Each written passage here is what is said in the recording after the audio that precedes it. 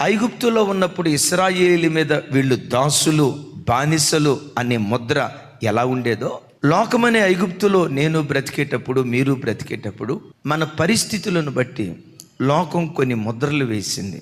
అనుభవించిన పేద స్థితిని బట్టి వీళ్ళు మన మోచేతి నీళ్ళు త్రాగి బ్రతికేవాళ్ళరా, మనం ఏదైనా వాళ్ళకి సహాయం చేస్తే మన సహాయంతో బ్రతికేవాళ్ళరా, దరిద్రులరా, అంటరాని వాళ్ళరా, వీళ్ళు ఎక్కడో అని సమాజం లోకంలో ఉన్నప్పుడు దొంగ అనే ముద్ర వేసి ఉండొచ్చు, తాగుబోతు అనే ముద్ర వేసి ఉండొచ్చు, ఇది గయ్యాళిది అనే ముద్ర వేసి ఉండొచ్చు, వీడు సంస్కారం ఎరగని మొరటోడు అనే ముద్ర లోకమని ఐగుప్తులో ఉన్నప్పుడు లోకం ఆ ముద్ర వేసి ఉండొచ్చు.